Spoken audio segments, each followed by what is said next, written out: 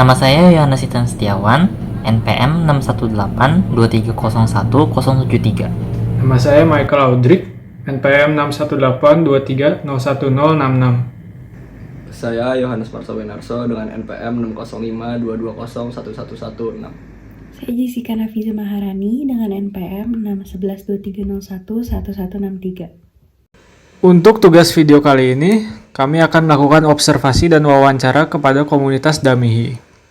Nah, komunitas ini merupakan komunitas doa Katolik yang dibentuk pada tahun 2012.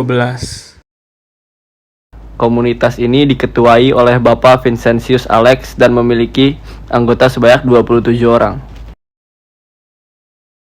Komunitas ini melakukan kegiatan berdoa setiap Jumat pada pukul 8 malam hingga pukul 11 malam dan berlokasi di Jalan Wangsa Praja Wetan nomor 27, Kota Baru Parayangan, Padalarang.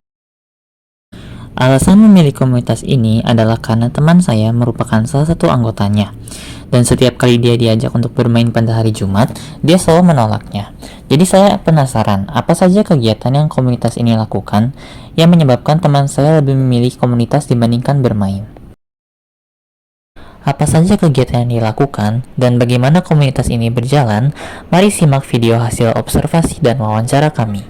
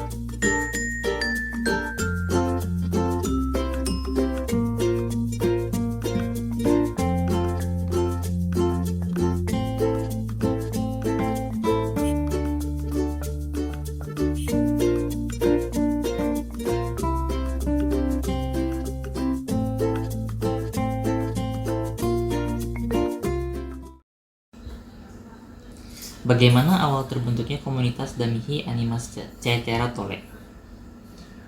Komunitas ini pertama kali berdiri dimulai dari 3 orang yang sepakat untuk memenuhi permintaan Bunda Maria agar berkelompok-kelompok saling melayani, saling mengasihi, dan berdoa bersama, juga saling bekerja sama untuk menyelesaikan permasalahan yang ada di dalam komunitas.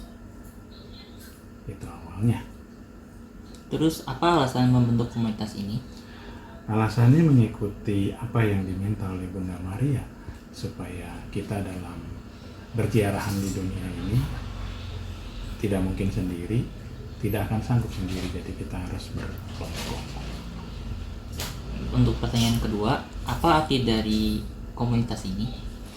Damihi Animas Caetera Tole itu adalah moto yang dipakai oleh Santo Yohanes Don Bosco, yang artinya berikanlah kepada kami jiwa-jiwa ya Tuhan, selebihnya ambillah. Karena Santo Yohanes Don Bosco juga merupakan salah satu santo yang ingin menyelamatkan banyak jiwa, terutama dalam bidang kaum muda ya. Bagaimana komunitas ini memastikan kegiatan berdoa menjadi pengalaman yang mendalam dan berarti bagi anggotanya? Sebenarnya tanpa doa kita tidak akan dapat masuk ke dalam kebenaran, karena manusia itu terdiri dari jasmani dan rohani. Selama ini kita selalu berpikir untuk memenuhi kebutuhan jasmani, sementara rohani sendiri tidak pernah tahu kebutuhannya apa dan tidak pernah diberikan makanan. Sebenarnya makanan dari rohani adalah berdoa, yaitu bersatu dengan Yang Maha Kuasa. Apakah komunitas ini terbuka untuk semua kalangan atau dikhususkan untuk kalangan tertentu? Komunitas ini terbuka untuk semua orang yang mau mencari, mengenal, dan juga mendekatkan diri kepada Allah Yang Maha Kuasa. Apakah rumah ini selalu dijadikan sebagai tempat untuk berdoa? Rumah ini tidak selalu, tetapi seringkali dipakai di sini karena rumah ini yang ada space yang cukup dibandingkan dengan yang lain. Tapi tidak menutup kemungkinan juga pernah diadakan di tempat lain atau di rumah yang lain. Apakah waktu mulai doa selalu sama?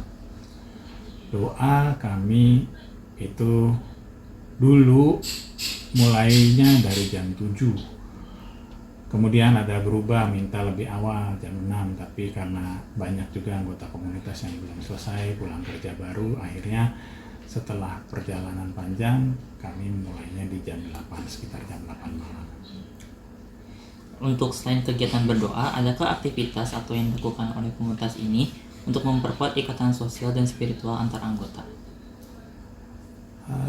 Ikatan spiritual dan sosial antara anggota, kami punya grup WA yang mana sering kami sharing tentang pengalaman iman, ataupun kami juga mendapatkan cerita-cerita rohani yang bisa menguatkan iman kami. Juga kita juga saling mengingatkan apabila kita sudah terlalu jauh berjalan, tidak mengikuti apa yang dikehendaki oleh Tuhan. Jadi kami saling mengingatkan. Selain kegiatan berdoa, adakah aktivitas atau yang dilakukan oleh komunitas ini yang berdampak positif bagi orang di luar komunitas? Fokus dari komunitas kami ini sebenarnya adalah anggota dari komunitas itu sendiri, tapi tidak menutup kemungkinan kami pun melayani saudara-saudara dari anggota komunitas yang tidak berada di dalam komunitas yang membutuhkan pelayanan, entah itu doa ataupun kunjungan ataupun penghiburan dan sebagainya. Untuk pertanyaan terakhir, apa harapan atau visi ke depan dari komunitas Damhi Animas Ketera Tole? Visi dan harapan dari komunitas kami adalah agar komunitas kami yang sudah ada di dalamnya semakin hari semakin dekat dengan Allah, semakin mengenal dan mencintai Allah sepenuhnya, dan juga secara sukarela mau melayani Allah dengan suka hati, dengan senang hati. Itu tujuan dari komunitas kami. Oke, sekian dari pertanyaan kami. Mohon maaf apabila kesalahan. Terima kasih.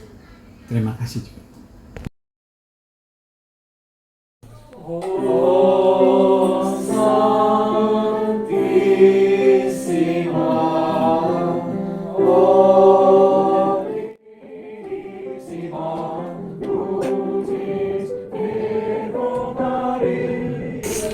Mari kita buka dengan tanda kemenangan Kristus dalam nama Bapa dan Putra dan Roh Kudus. Amin.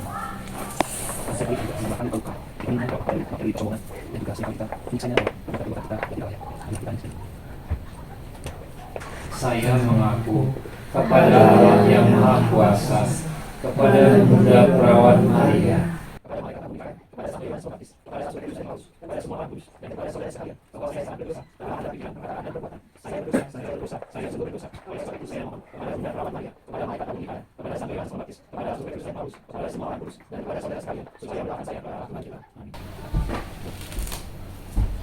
Ya Tuhan Allah yang Maha Pengasih dan Penyayang, Bunda Maria yang kami cintai dan hormati,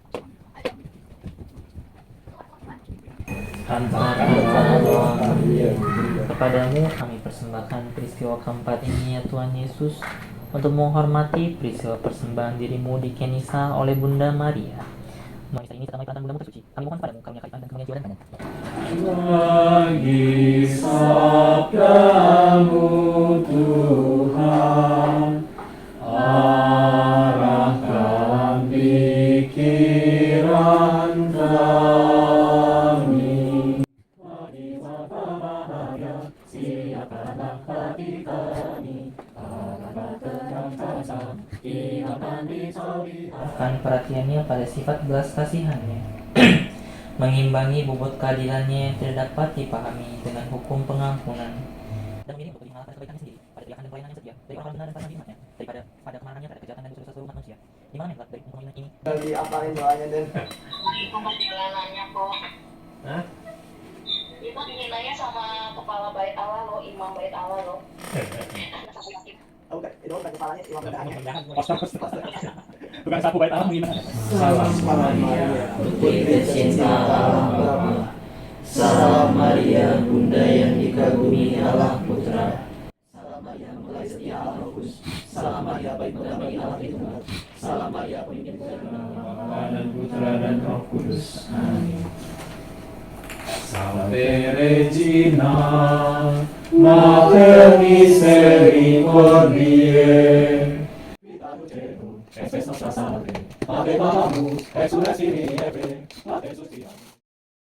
Berdasarkan hasil observasi dan wawancara yang telah dilakukan, berikut beberapa nilai-nilai Pancasila yang kami temukan. Untuk sila pertama, bersungguh-sungguh dalam menjalankan ajaran agama. Komunitas ini didirikan sesuai dengan permintaan Bunda Maria untuk berkelompok-kelompok, berdoa bersama, dan saling mengasihi. Sila kedua. 1. Tidak membeda-bedakan. Komunitas ini terbuka bagi semua orang yang ingin mendekatkan diri kepada Allah.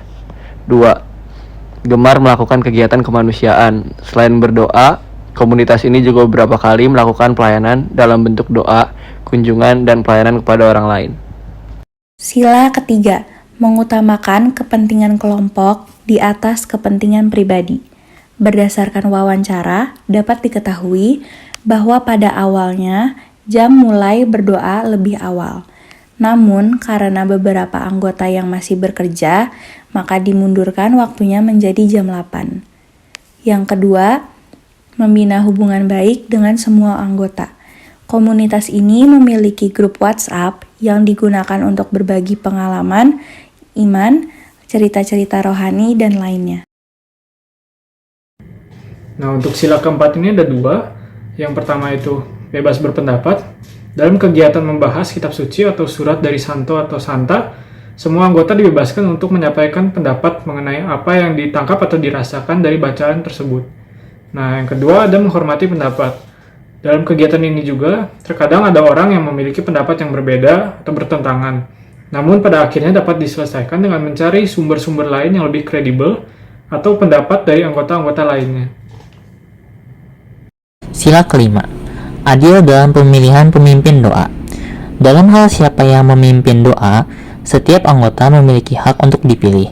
Apabila tidak ada yang mengajukan diri, maka pemimpin doa minggu lalu akan memilih pemimpin doa berikutnya, dan yang dipilih harus terima, karena di dalam komunitas ini dikatakan bahwa kesempatan untuk memimpin doa merupakan suatu berkah. Nilai agama yang ditemukan di dalam komunitas ini adalah yang pertama, sesuai dengan Lukas bab 1 ayat 38 yang berbunyi, "Sesungguhnya aku ini adalah hamba Tuhan, jadilah padaku menurut perkataanmu itu." Lalu malaikat itu meninggalkan dia. Bunda Maria sebagai panutan komunitas ini mengajarkan kelompok untuk berpasrah dan percaya pada rencana Tuhan dalam kehidupan kita. Yang kedua, sesuai dengan kisah para rasul bab 2 ayat 42, ayat ini menjelaskan bagaimana seharusnya cara hidup jemaat, yaitu dengan bertekun dalam pengajaran para rasul, dalam persekutuan, dan berkumpul untuk memecahkan roti dan berdoa, sama seperti yang komunitas ini lakukan.